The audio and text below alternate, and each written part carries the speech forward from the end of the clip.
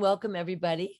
We're so happy that you're joining us for our Tikkun Leil Shavuot, traveling the 10 Commandments. We have some really fun things planned, and we're ready to go.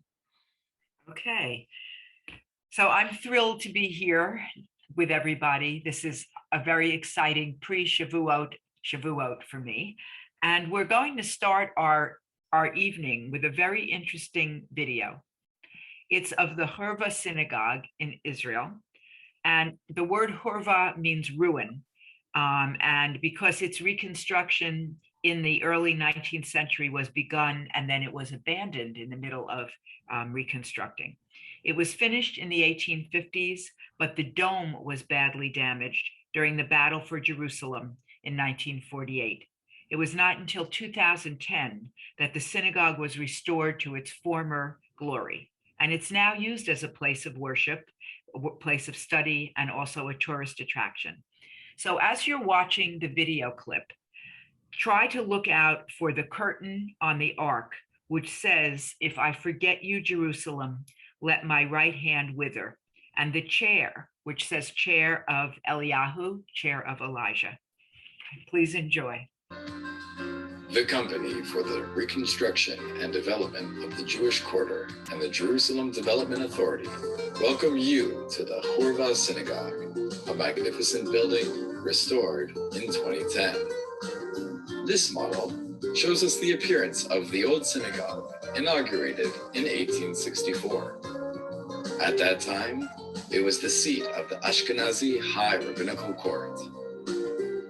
The synagogue was blown up by the Jordanians during the War of Independence in May 1948. Only this wall prevailed the destruction.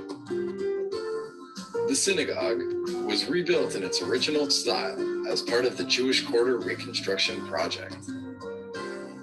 The Baroque-style Torah Ark is an exact replica of the items shipped from Ukraine to Jerusalem in the 19th century. The ornamental seals and gold plating emphasize the Ark's uniqueness. Excitement rose when Herbert Samuel, the first British High Commissioner, visited the synagogue in 1920.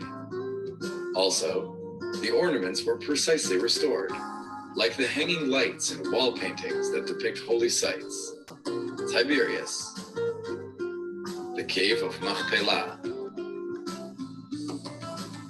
and Rachel's tomb. A legend tells that this mosque was built as revenge by a Jewish family expelled from the synagogue. Walking up the winding stairs to two wonderful spots.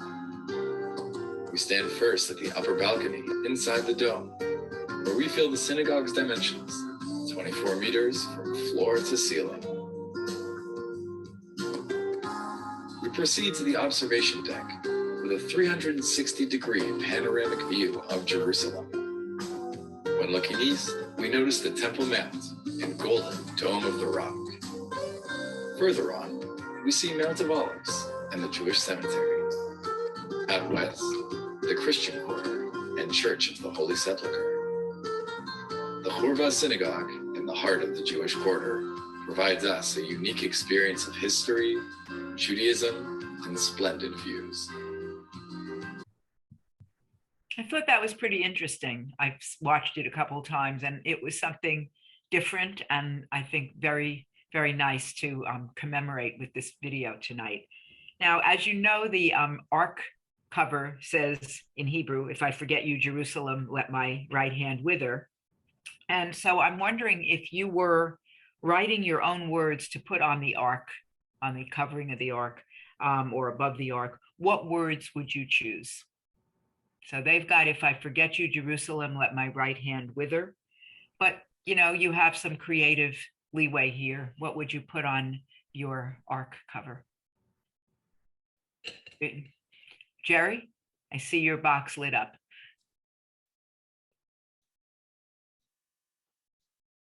No, maybe not. Okay. She's gone off audio.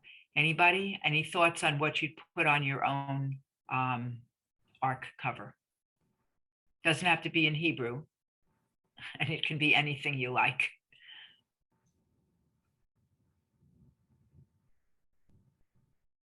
Can't hear you, Lisa.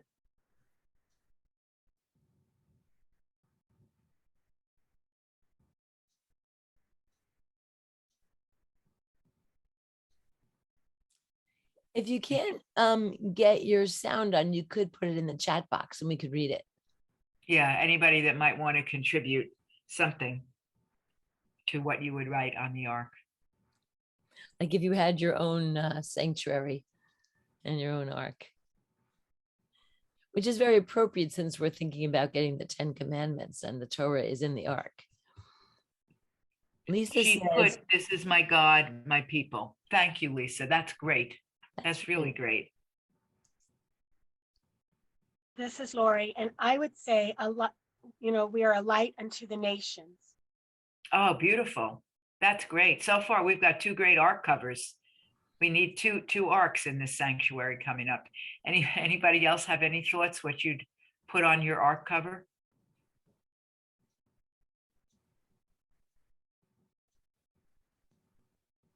Jerry says, "Let me dwell with God and the Jewish people."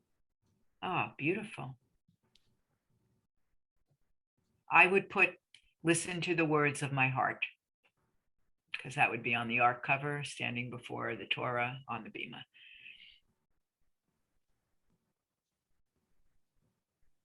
Thanks. Anybody else? Any thoughts? Okay, then let's go on. I think it's a challenging question for sure. And I'm surprised because usually we have people that talk a lot. So it sounds like it was a little bit of a stumper. But, there are words of prayers that could go on that ark cover that are, Adonai sifatai tiftach ufi yagi tahilatacha. Adonai, open up my lips that my mouth may declare your praise. It's okay to borrow. So you don't have to invent it yourself. So we chose the Herva Synagogue for the may we have peace and get along with everyone. Thank you. That's beautiful. And that says it all. We chose the Herva Synagogue for the Diber, for the commandment, false witness. And we look at the power of speech, which is such a powerful thing to look at in these times, but particularly powerful because the Herva Synagogue has a whispering gallery. Think about this. This is amazing. It has a whispering gallery. I'm intrigued by this. And if you went to the whispering gallery and you stood so that someone else was on the other side of the dome, and there's a place where they can actually hear you if you say something, if you whisper. So if you told a secret from your side of the dome, someone on the other side of the dome could actually hear it. The Diber, the commandment, is do not testify against your neighbor as a false witness. So that's the literal meaning, the pshat of the understanding. But the underlying meaning, the yesod, is about the power of speech. So speech, we know, has tremendous power. Speech can bring life into the world, and speech can also take a life. And through speech, we collaborate with other people, we advocate for other people, we give comfort, and we can also cause pain from speech if we're not careful.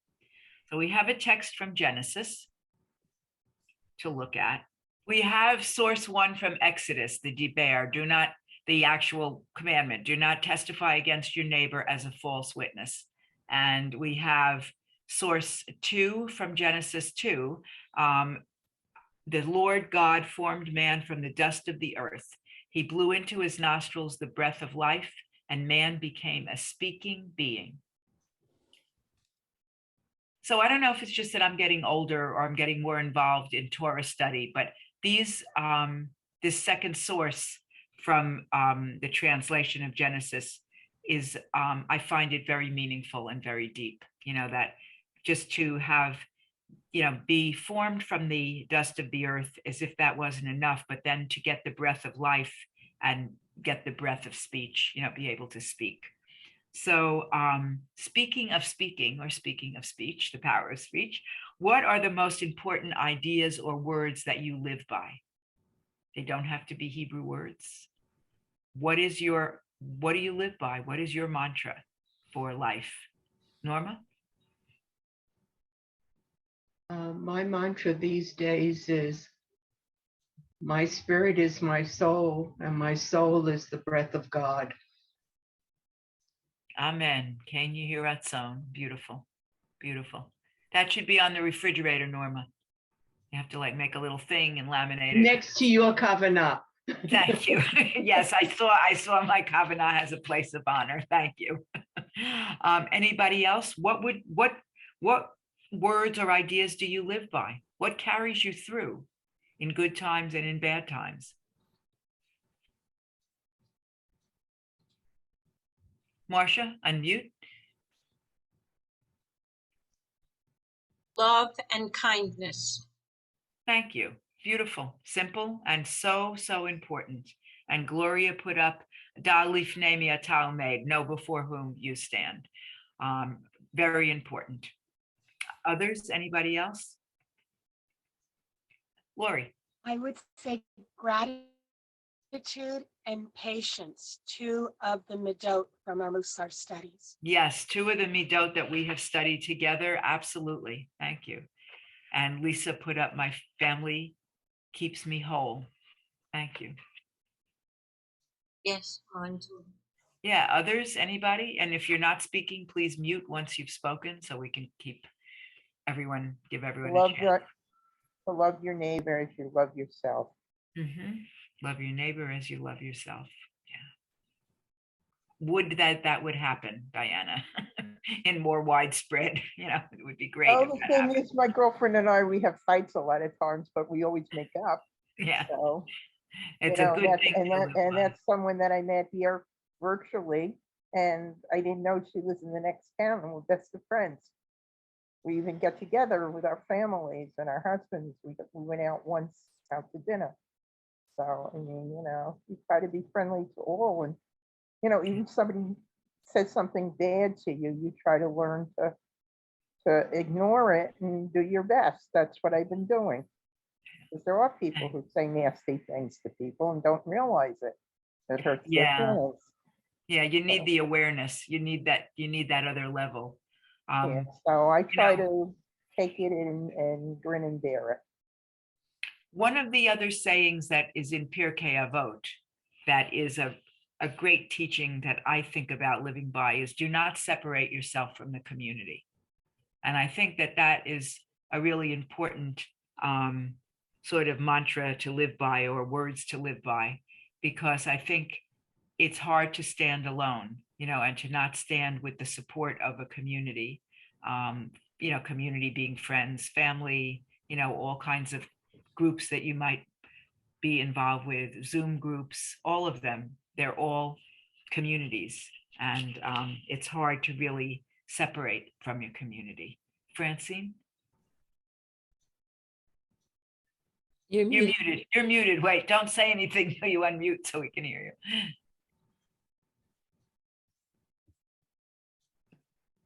Am I unmuted? Now you are. One of the sayings that I live by every day is to see the other person, human being, as made of the same stuff as I am, blood, bones, and flesh. Thank you. Any others that people might think of before we go on? So you're supposed to be thinking hard because you're in a Tikkun for studying, for getting ready for Shavuot. Just think about this. This is very awesome what we're doing. We're doing it ahead of time to prepare to receive the 10 Commandments at Sinai. Very, very sobering thought. Francine? Another one is that I try to listen with the ears of my heart. Oh, yes. Oh, how beautiful.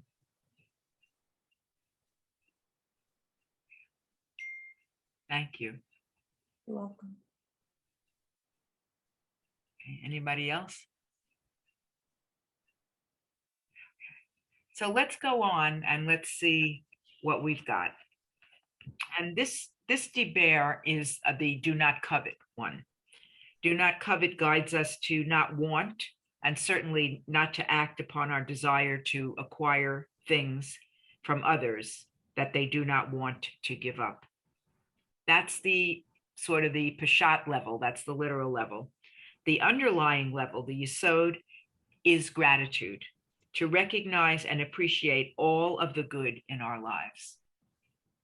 So as we look at source 1 from Deuteronomy, and I'm wondering, Norma, because I see you on my screen, would you unmute and read source 1?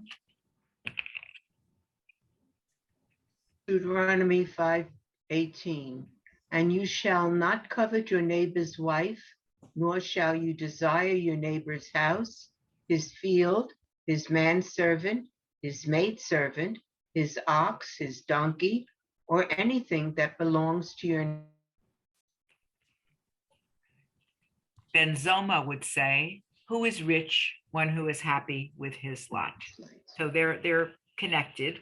And if we look at sources 1 and 2, we are going to visit, I think we're going to visit another site in Israel. Are we going to the Shuk? We sure are. And here we go. Okay.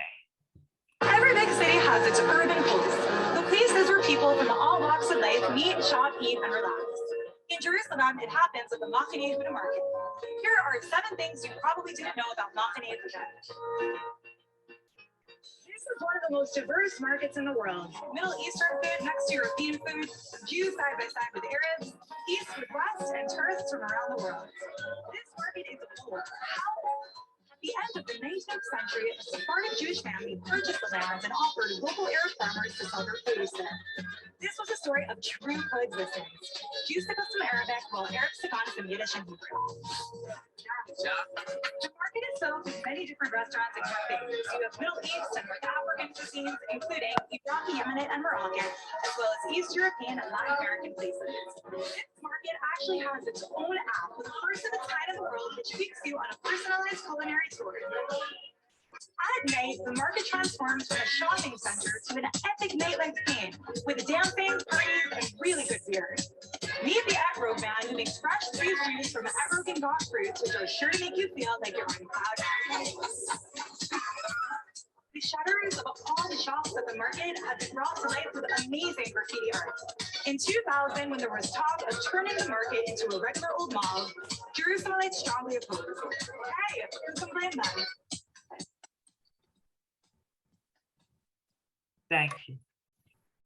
So a place in Israel to experience this diber is the shuk, or the market.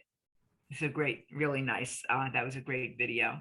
And the shuk is full of the best foods, the best fruits, the best vegetables from the land of Israel and beyond the land of Israel.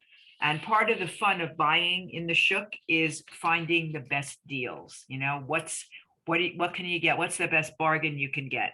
But because there are so many vendors in the shuk and such a variety, after you buy something, and I don't know if you've ever been in this position, but I have, in this shuk, in this place that we saw, I've wondered whether I made the right choice. You know, maybe I could have gotten a better deal. I could have gotten it for less. I should have waited till I went to that guy down the road, you know, down the stretch. So did I get the best value for my money? So I think about, and we can think about, do not covet, and how it guides us to become more grateful for what we have. We're visiting another shuk, are we not? No, No, this is it. Okay. But looks Okay, like so Marilyn has something she really wants to share with us. Marilyn? Marcia. Marcia, sorry. Go ahead, Marcia. I had the same thing happen to me in Tijuana, in Mexico. I wanted to buy an elephant, a small white elephant with the trunk up. And he wanted too much. And I said, no, I can't pay you that. He said, well, I can give you this instead of that. I said, I don't want this. I want the elephant. But you're charging too much. And I didn't buy it. I'm not sorry. I have plenty of elephants. But I was annoyed.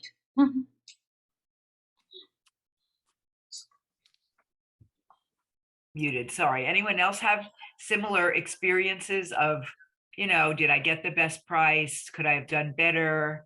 you know, how do you feel about that? What do you feel inside when you have that experience? I was shopping for different things in the shuk in Israel, and I had that with some candlesticks and with a talit that I bought. Lori, go ahead.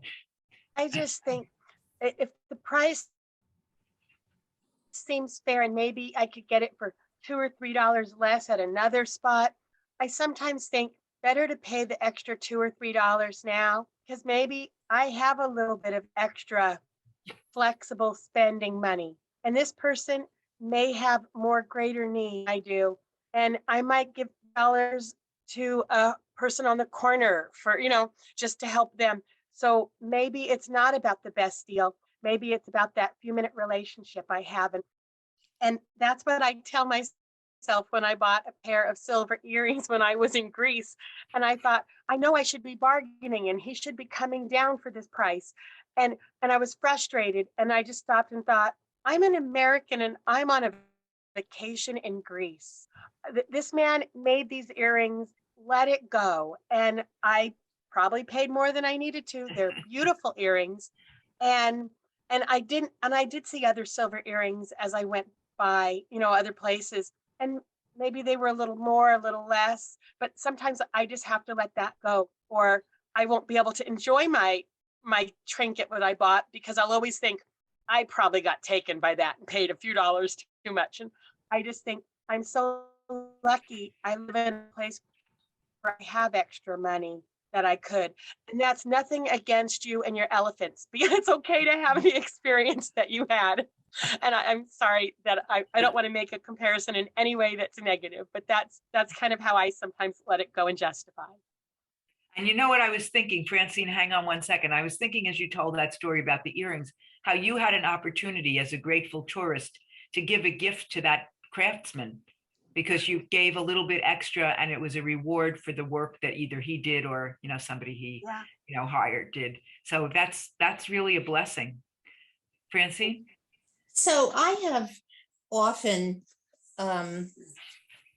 given money to someone who was standing at an intersection holding a sign. Yeah.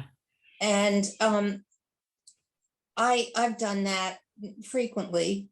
And somebody told me once, oh, you shouldn't do that because those people are hired to stand, in that corner in frigid weather or 95-degree temperature. And it's not conscionable what they're doing. They really go and they're employed somewhere. And I thought about that. And for a while I thought, gee, I've been, giving away my money, oh my gosh. And then I decided I would not want to be that person standing in that intersection holding a sign.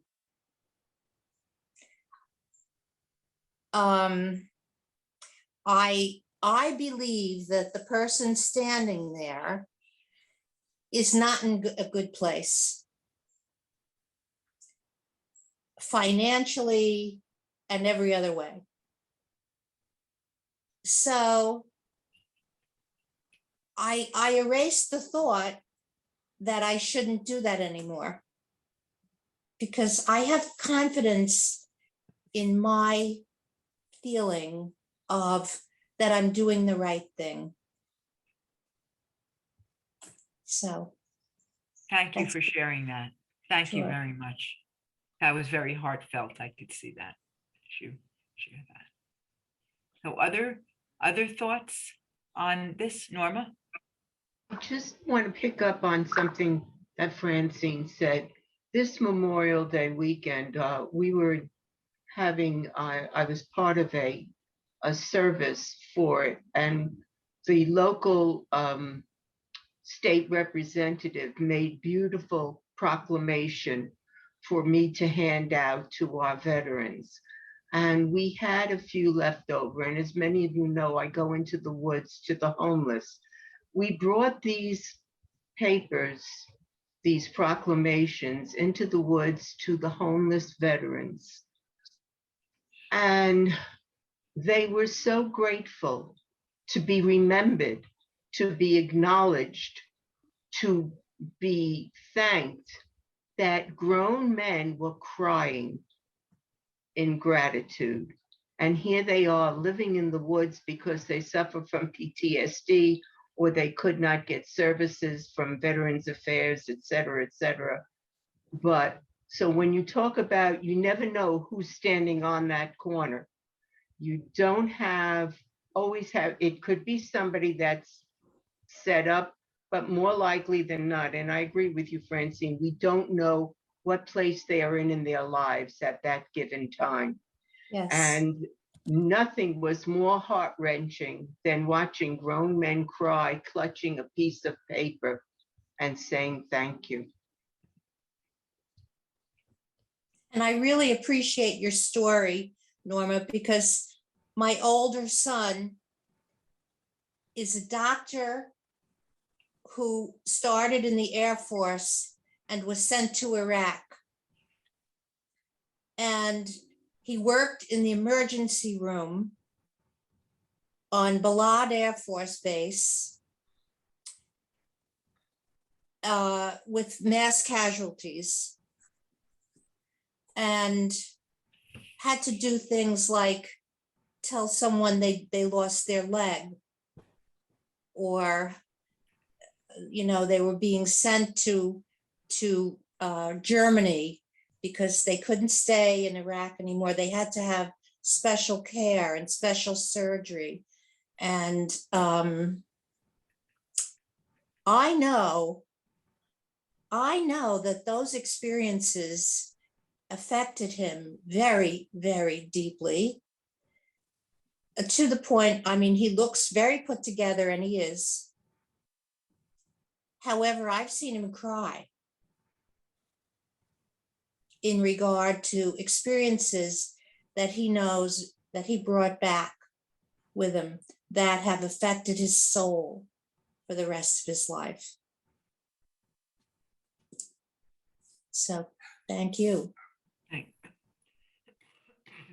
So we'll move forward with our next piece, and we have a video. Yes. Yeah, but before that, we have a couple of questions still about this this debayer. And I'm not seeing them because I'm reading off of the thing here, and yeah. I'll ask one. Go ahead. Thank you. Because we're talking about being happy with what you've bargained for, or even in the situation you're talking about, Francine or Norma, when you've been through something terrible, how do you keep yourself from sinking into it? And part of it is, what does it take to turn your focus from what you don't have to what you do have? That I think is part of what keeps us afloat. If you only think about what you don't have, you could sink, even if you have a lot, if you don't realize it. So maybe someone has an example of what. Yes, Francine. I was just going to say that something that I think is helpful, has been helpful to me and maybe others, is to stop thinking about me so much and to start and look outward more, look at the world more, about what exists in the world now. It's not about what I have and don't have. It's about the world being having and not having. And if I can do anything in my power to help someone, then I feel then I've done something good. That's beautiful, because you're giving, but you're receiving in a beautiful way. I think that's kind of like the balance of the universe. And another thing you said made me think of something, which is that we do have so much. All of us have so much.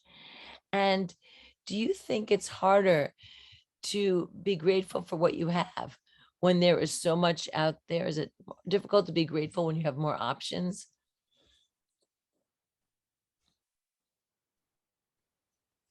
Yes, there is such a thing as having too much. There is, and having it too easy, to have too much. How much money is enough? And what you're enough is not enough for somebody else. Your enough could be not enough for Jerry, who's on my screen next to you. You know what I mean? It's very subjective. Mhm. And so it makes our, degrees of gratitude also very individual. Because you could be grateful, and for you, whatever you're grateful for is enough. You're thrilled you have it, and you never expected to have it. And for somebody else whose bar is higher, if you will, it's like, big deal. I have this, so what? Wait. I see Lori has her hand up. Your box is lit up. Did you want to speak? And then Lori.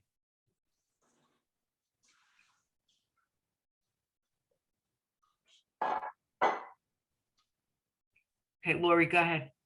So I have a little magnet by my computer, and it says, I think of me less, not less of me. So, I'm not putting myself down, but I'm trying to think less of me. And by that, I'm thinking of other people more. And I just find that, just really poignant to myself. Thank you. Anybody else wish to respond to the questions? Okay. Yes, Rabbi. Yeah. I find it very helpful in my life to make lists, and Yeah. it's common, but one of the things I do is sit down and make a list of things I'm grateful for. And I find that exercise very helpful in keeping me balanced and focused on what really is important in my life. Thank you. And it's concrete. You see it. Yes. You can hold it in your hand, and that makes a big difference sometimes. Marcia?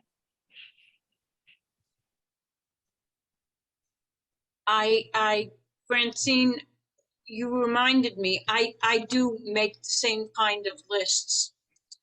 What I'm grateful for, what I want to do, what I don't want to do, what I'm trying to stay away from. Right now, I'm in the middle of my favorite thing. I'm starting to garden again. And that's my favorite thing. So right now I'm focused on that. The season. Others, any comments? Rita? Yeah. I'll jump in. So my gratitude comes every day. I think a lot of you know that I work with people that live in shelters and are rebuilding their lives, and watching them every day and knowing their stories, that they've been in jail, living on the streets, abusive relationships, makes me so thankful that I have the family that I have, and that I was a troubled teenager. I was mischievous, I could have made some more bad choices, and my life could have been very different. So I tell them all the time that they're my heroes and my inspiration, because if they can change their lives, there's absolutely no excuse for me not to be able to make positive choices in my life. So that's my gratitude every day when I go to work and I see it right in front of me. Thank you. That's a lesson for us. Lori? I just want to share, I hear so many people making gratitude lists or lists in general, and there are so many apps that you can put on your phone, and I have a phone gratitude list, and it comes from the Yale University, and it has been so helpful for me. And every day I look at it and I start my day by writing on that list 5 things that you're grateful for. And then it's just a little thing on your smartphone, and it's really nice. I wrote this morning, I've been doing this now for over 500 days in a row. And that really changes your perspective because you start your day every day in a positive as compared to with the negative. Do you find you repeat the things, some So of the things? if you're a list maker and you like electronics, all the time, because like Marsha, I started the day saying, I'm grateful for the fact that it was sunny. I live in the Pacific Northwest. And so they all the time, with the first 5 things I think of every morning. And what a wonderful way to start my day. But technology makes that easier because I always holding on to my smartphone. So it's there. So we could be grateful for technology on your list also. Yeah. Francine, I see your hand. Okay, so as grateful as I am as well for technology, I am also a writer and I love paper and pencil in my hand. So I like the experience. I am grateful that I am that way. I like being that way. And I get a lot of enjoyment in hearing pages turn, in holding a page, in watching and handwriting. That practice is just something about it that I absolutely love. So I make my list on notebook, loose leaf paper, not with a pen, but with a pencil. And I do it with a pencil so that I can change anything I want with an eraser. That's what erasers are for. So, though I want you to know, I love technology. I'm not a Luddite, and I love technology.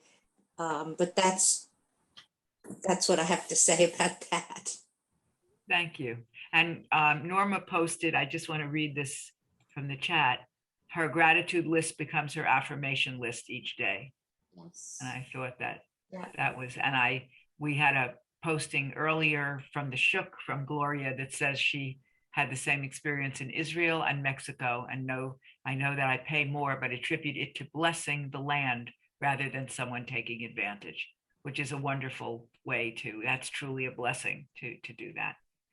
And I'm wondering, how do we work on something that's really hard in the question? And the question is, how do you turn your focus from what you don't have to what you do have? I think that's harder. It's really a hard exercise to do. And how do we train ourselves in a practice, making it a spiritual practice of turning ourselves from, our focus from what we don't have to what we do have? How do we make that change and practice it? Because it needs reinforcing in order to be able to have that mindset. So anybody have a success with that? Anybody working on that? Well, I am. Mhm. So, and I also think that the more I do it, focus on what I do have, the more natural it becomes Mhm. and less of a struggle to figure it out. It So becomes more intuitive, you mean? Yes. So you're making it a part of you. It is a part of me now. Yeah. Thank you. We look at our third deber, our last deber, which I'm sure people know this commandment. Respect what is sacred. And the peshat of that, the literal understanding is that a name is a word by which somebody or something is known. You're known by your name, right? And, God's name is no different. It stands for how God is perceived in this world. So the commentators explain that taking God's name in vain means using God's name in an oath falsely. That's what it means to take God's name in vain. So source 1 tells us, you shall not take the name of the Lord your God in vain, for the Lord will not absolve someone who takes his name in vain.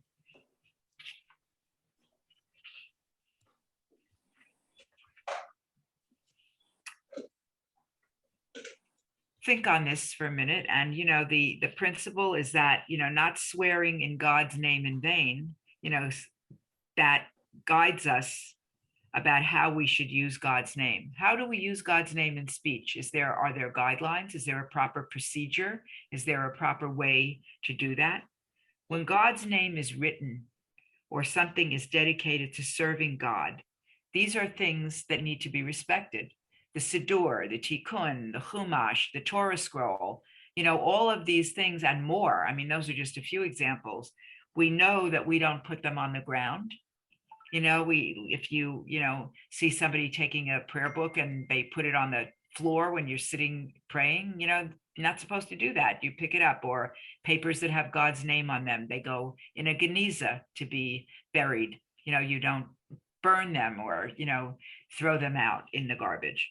So this is what we mean when we say that places and objects that are dedicated for prayer or Torah study or have God's name, have kedusha. They have sanctity, which is what kedusha means, but they also are kadosh. They are held apart. They're separate, and so they cannot be destroyed. And I don't know if people have buried things in a geniza. When my mother died and the funeral home asked me, could they bury some siddurim that were damaged in her casket, I was thrilled, that she was going to have those with her. So, we think about this and how we keep our holy objects. And we're even told that when we make a pile of stuff, let's say you're piling your books up, and you have some Jewish books and you're piling them up, that you're really not supposed to pile them on top of each other, and you wouldn't want to pile something on top of the Chumash or something on top of the Siddur or the Tikkun, because it's not respectful to God's name to do that. So one of the holiest places for the Jewish people is the Kotel, the Western Wall. And it's one of the four supporting walls of the Temple Mount that stayed intact after the destruction of the Second Temple. It faces west, it's closest to the Holy of Holies, and which is the most sacred location in the temple. Kotel means wall, and this is the only remaining wall. And so it is called merely Kotel, because it is what's left. And it's also known as the Wailing Wall because of all the tears shed in prayer next to it. I always think I'm dating myself with how old I am when I don't call it the Western Wall and I call it the Wailing Wall. I'm over 60. So we have a tradition that God's presence, the Shekhinah, never left the Western Wall. She dwells there. And let's visit the Kotel and let's think about some of this. Rabbi, I have a question about when I read the papers, if it has God spelled out, does that also have to be buried? Or it spells G-O-D in a newspaper or a magazine? Because usually I put that aside, but when it has D-D, then that is okay to get rid of. Yeah, I mean, you're looking at a G-D person, because I do that. A lot of people don't do that, and they say that if it's written or it's on the computer written, and that doesn't count and it doesn't matter. Now, what about on a newspaper? Because I have a whole bunch of newspapers which have G-O-D. Does that supposed to be also buried? I mean, I'm old fashioned. So for me, I would say it should be put in a geniza, but that's, you would probably find a half a dozen rabbis who disagree with me. I only know what's comfortable for me. Well, that's what I thought, because when I read a newspaper and it has it, I usually put it in a separate place to be buried. So, I was taught one thing and then other people tell me other things. So what literally, it's up to what you want to do accordingly? Is that how it works? I don't know if there's law on this, Diana, and I don't know. I mean, I'm a renewal rabbi, so my halacha is probably different than if someone is Orthodox or, or otherwise. Yeah, but so everybody keeps telling me a different thing. So I don't want to say, because I don't feel comfortable, saying that my word. It's whatever you feel like doing. Yeah, I think you have to make an education. So then what I've been doing is right. I've been putting the papers aside, Yeah, I mean, I think one of the hardest things to do these days is to find a geniza that will take your stuff and bury it. I mean, you save and save. We have a box by the photocopier, and you save your stuff, but to find a synagogue that actually has a geniza on site, or to take it to a funeral home and that they would take it and, dispose of it, that's a whole other, job. Well, our temple has it where they do it once a year and it goes to a certain place, and you, I think, have to give a donation or something and whatnot. Yeah, But, so yeah. most places do. So I don't want to run out of time, Nina, so let's let Sure, you no put problem. the video on. Yeah. The Western Wall in the Old City of Jerusalem, also called the Kotel in Hebrew, has been a major Jewish sacred site for centuries. But what is the Western Wall? It's called the Western Wall because it's a segment of the western retaining wall of the rectangular Temple Mount platform. This was built under the reign of King Herod the Great when he launched an ambitious project to renovate the second Jewish temple in the 1st century BCE. And when I say ambitious, I mean ambitious. To make the platform, he basically flattened Mount Moriah, the site, according to Jewish tradition, where the creation of the world happened and where Abraham almost sacrificed Isaac. The landscape slopes from north to south, down towards the oldest part of Jerusalem, called the City of David. So in order to make a level platform, Herod's engineers needed to cut into bedrock on the north side and build a series of subterranean arches on the southern side to support the platform. The Western Wall itself is a layer cake of history. You can still see the Herodian era blocks here. They are the biggest ones on the bottom. Then there are a few layers of Umayyad period blocks from the 7th and 8th centuries, when the Islamic Umayyad dynasty ruled Jerusalem, and then you have a few layers of smaller stones up top, which are from later Islamic periods. What you see in all the pictures, though, is only a very small segment of the Western retaining wall. The entire length of the Western Wall extends for almost 500 meters total, and a bunch of it is actually underground because the current street level of the old city is a few meters higher than the ancient street level. You can still see these levels today if you tour the Western Wall tunnels, where you can find some of the largest stones in the wall, some weighing hundreds of tons. Israeli archaeologists are conducting ongoing excavations down here too, which I had the opportunity to visit in 2018. Jews congregate here because of its proximity to the Holy of Holies, the holiest site for Jews where God's presence is said to dwell. It was located within the former Temple of Jerusalem before the Romans destroyed it in 70 CE. A few hundred years later, the Muslim Umayyad dynasty built the Dome of the Rock over what most archaeologists agree was roughly the same spot of the Jewish temple. So for centuries, the Western Wall has been the closest you can get to the Holy of Holies without actually entering the sanctuary itself. Though technically you can get a little bit closer at a segment within the Western Wall tunnels, which in and of itself has become a popular place to pray too. We don't exactly know when Jews started to pray at the Western Wall. In the 16th century, the Ottoman Sultan Suleiman issued an edict permitting Jews to pray there, but the tradition probably stretches back hundreds of years before that.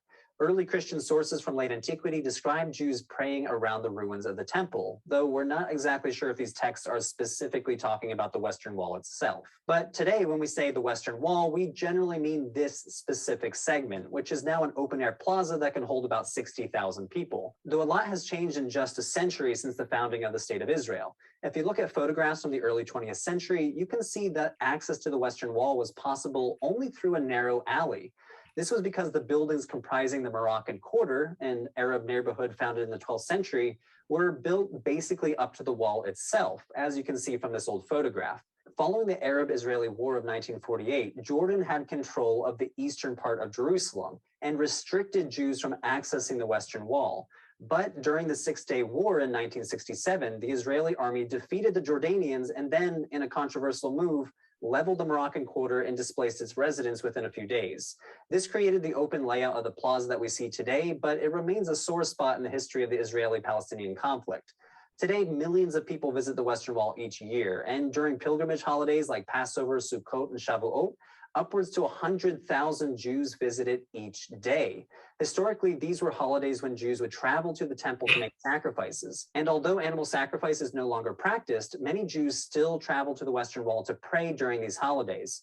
To give you a sense of the sheer size of the crowds, I took this footage during Passover in 2018 on the pedestrian bridge overlooking the plaza. If you visit today, you'll see a lot of people praying, reading the Torah, or even celebrating bar mitzvahs. But another popular devotional practice involves stuffing prayer notes between the cracks of the stone. You can see thousands thousands of them if you visit the wall. The Kotel Heritage Foundation's website even lets you do this remotely, writing your prayer online and letting someone else place it for you as a paper note. 2 times a year, workers will remove the prayer notes from the wall, but since it's forbidden to destroy them, they are buried on the Mount of Olives, treated in a similar manner to a damaged Torah scroll or prayer book. As with many religious sites, there's some controversy that's worth mentioning too. The area around the Western Wall is officially designated by Orthodox religious authorities as an open-air Orthodox synagogue, and thus they enforce separate men and women's sections, here and here. Women's advocacy groups such as Women of the Wall have pushed for more egalitarian prayer at the Western Wall that would allow women to pray in the women's section, reading from Torah scrolls and wearing Jewish ritual objects such as tefillin and prayer shawls, which are generally reserved only for men. This has periodically sparked conflict from ultra-Orthodox Jews who have tried to disrupt these women by shouting over them or even going so far as to throw rocks and eggs at them. In October 2019, the Jerusalem chief rabbi denounced Women of the Wall, calling on Orthodox women to protest their prayers. A journalist on the ground reported that dozens of boys and men shouted at the worshipers, and a loudspeaker from the men's section tried to drown out the group's prayer. The Western Wall is thus a glimpse into the diversity of Jewish practice around the world on this issue. While some denominations will allow women to read the Torah during synagogue services or even ordain female rabbis, other synagogues prohibit these practices. I've been to a lot of famous religious sites, but this one really stands out in my mind. Just looking at the wall, you'll see major eras of history staring you at the face. Herodian, Umayyad, Ottoman, but you also see the durability of religious practice, how millions of Jews have held this site sacred for centuries, even as those different dynasties rose and fell. If you'd like to learn more about this area, check out my video on the Dome of the Rock. And as always, thanks for watching, and I'll see you next time. Thank you. I wanted to share a reading from the chat, a listing in the chat from Gloria. She says, we should respect and honor the things with Hashem's name. But I see this in another way, as a name is not a title, but the character essence of the one named. So our very life's acts and attitudes, speech, etc., brings chilul or kiddush to his name. So your essence, your soul is really in that. And how do you honor and not desecrate that? So thank you very much for that. I wanted to ask, many people probably have put notes in the wall. If you have ever in your lifetime, raise your hand if you've been to the wall and, put a note in there. And, if you haven't, perhaps you've sent your notes with, a friend or with someone to put in for you. But my question is, what would be something you would pray for, either for yourself or for others, or for the world? If you were putting a note in the wall, what theme would it have? I can phrase it like that. Marcia, and people get ready, unmute if you want to answer so we could do a quick go around. Go ahead. I put a note in the wall. I thought, no. Sorry, Marcia, go ahead. Yeah, go ahead. I put a note in the wall, and I prayed for my daughter-in-law to be pregnant. And 2 months later, she was. It worked. And it worked. Yeah. Other people, what would you pray for at the wall? What things would people pray for at the wall? Norma, you're unmuted. Go ahead, Norma, and then Francine. I pray for shalom throughout the world. Okay. Francine? I was going to say for peace throughout everything, from massacres to wars. Thank you. Jerry, your hand is up. Good health. Thank you. Others, anybody else? What would you pray for at the wall? Put a note in the wall. My note was for peace in Israel. Beautiful, beautiful. Any others before we wrap? Marcia? At that time, I put that note in. If I was to go back now, I would probably ask for peace in Ukraine and peace all over the world. Thank you. I think, Carol, you had your hand up and I might have missed it going through. Did you? She did. I saw. Okay. Did you want to? I had said that my notes were a Peace for Israel. Yeah. Okay. Thank you. Anybody else? Well, I think if we can't get to the wall, and Shavuot is coming, it would be interesting to do our own rituals, wherever we are and however we observe Shavuot, and maybe write a note and put it somewhere special, like if you wear a talit, which I do, in your talit bag, and have the prayer that you're praying for, or keep a special prayer jar where you put your prayers that you keep in a special place in your house. Yeah, Billy, on Facebook, there was a woman who was going to the wall, and she said to say whatever prayers you wanted to have said at the wall, and she would take it to the wall for you. So Wow. if anyone goes on Facebook, look for, this person, and she is going to the wall, which I think is really nice. They do that a lot Rabbi? of times on Facebook. Thank you. Yeah, Rabbi, Francie. If you had to or if I had to translate Shavuot into English, what would it be? A literal translation, how would you mean that? What would you translate it? You're probably. Shavua is a week. It's a week. Shavuot means week. It's the plural. It's the of plural. A It's the week. plural Yeah. because one Shavua, and then it's a feminine plural, so it's an ot at the end, Shavuot, and it's the it's the feast or festival of weeks, because we're counting those 7 weeks from when we had Pesach until we get to Shavuot. So it's a festival of weeks, of the counting of the weeks. Okay. And speaking of counting, I wanted to take a minute, if it's okay, to close with the counting of the Omer, because we didn't open with it, and it's time to close. Baruch atah Adonai Eloheinu melech haolam, asher kishanu b'mitzvotav al sfirat haomer. And tonight is 48 days in the counting of the Omer. So I wanted to just thank everybody for coming tonight, and to wish everyone blessings of health and peace and joy on this wonderful holiday of Shavuot, when we receive the Torah again. We are so lucky to receive Torah every day, but we mark it especially at this time of the year. And may your receiving be deep and meaningful, and use your Torah well. So that's my prayer is for everybody. Shabbat shalom, everybody, too. Shabbat Have a good shalom. Shabbos. Have a good end of the Omer counting, and have a Shabbat joyous- shalom. Have cheesecake, have blintzes. Yes. I Lactose bought blintzes free. for that. Good night, Good everybody. night, everybody. Good night, everybody.